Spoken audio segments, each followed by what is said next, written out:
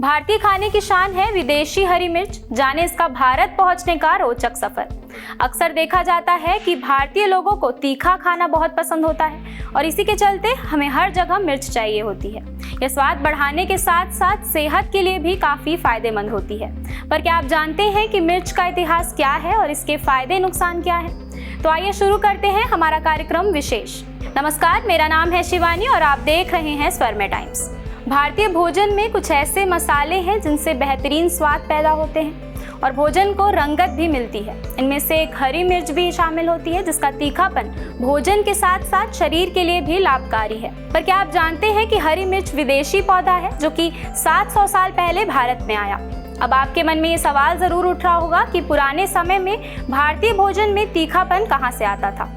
और ये बड़ी बात तब बन जाती है जब हमें पता चलता है कि प्राचीन भारत में स्वाद को लेकर बहुत ही विस्तार से वर्णन किया गया है। हरी मिर्च का इतिहास बहुत ही पुराना है। अमेरिका की ऑरेगन स्टेट यूनिवर्सिटी में वनस्पति विज्ञान व प्लांट पैथोलॉजी विभाग की प्रोफेसर सुषमा नैथानी ने अपने रिसर्च के फसलों में उत्पत्ति केंद्रों की विस्तार से जानकारी दी है। वो कहती है कि हरी मिर्च सबसे पहले मैक्सिको व मीजो में ईसा पूर्व से उगाई जा रही है और मैक्सिकन लोग अपने भोजन व मसालों में इसका प्रयोग करते रहे हैं।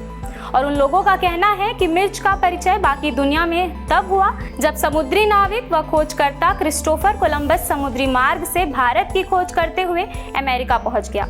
और फिर जाहिर है कि वहां से यह हरी मिर्च बाकी यूरोपीय देशों में पहुंची और भोजन के लिए ज़रूरी मसालों में से एक बन गई।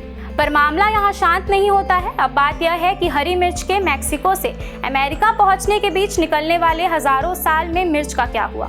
क्या वह इतने सालों में मैक्सिको में ही रही? दूसरी बात यह है कि कोलंबस समुद्री नाविक व खोजकर्ता था, व्यापारी नहीं। और तीसरी बात यह भी है कि कोलंबस के बारे में अभी तक पुख्ता जानकारी नहीं है। वहीं स्पेन, पुर्तगाल, इटली में से किस देश का निवासी था, इसलिए उसके साथ हरी मिर्च का संबंध सवाल खड़े करता है। अब बात करते हैं हरी मिर्च के भारत में पहुंचने की और यहाँ के भोजन में जरूरी मसाला बनने की। रिपोर्ट कहती है कि पुर्तगाली सौदागर वास्को डी गामा भारत में जब काली मिर्च लेने आया था तब वह हरी मिर्च लेकर दक्षिणी भारत के तट पर पहुंचा था। इसके बाद भारत में हरी मिर्च का सफर शानदार रहा।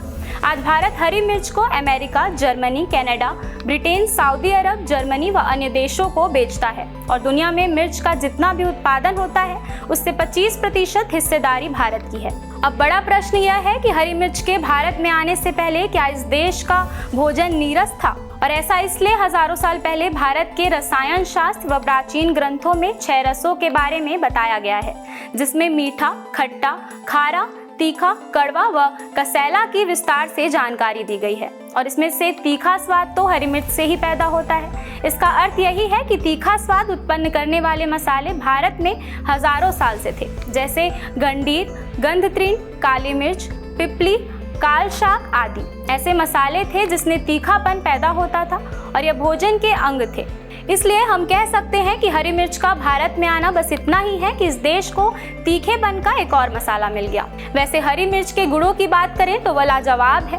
वह अपने तीखे स्वभाव के कारण जानी जाती है। इसके हरे फलों का उपयोग अचार और शाक बनाने में होता है और जब वे पक जाती है तो उसे सुखाकर मसाले के लिए भी उपयोग में लाया जाता है। फूड एक्सपर्ट व न्यूट्रिशन कंसल्टेंट नीलांजना सिंह के अनुसार भोजन के साथ रोजाना हरी मिर्च का सेवन शरीर के अनावश्यक फैट को बर्न करने में सहायक होता है और जैसा कि इसमें बहुत कम कैलोरी होती है तो यह मोटापे को बढ़ने नहीं देती है। इसी के साथ यह आंखों के लिए लाभकारी है और इसके एंटीबैक्टीरियल गुण शरीर को संक्रमण से बचाते हैं। पर यह मत भूलिए, ज्यादा हरी मिर्च नुकसान भी करती है, जैसे यह पेट में गर्मी बढ़ा देती है और स्किन में एलर्जी भी पैदा कर सकती है। आज के लिए बस इतना ही। ऐसी ही और जानकारियों के लिए देखते रहिए हमारा यह कार्यक्रम विशेष। इसी के साथ हमारे चैनल को लाइक, शेयर, सब्सक्राइब करना ना भूलें।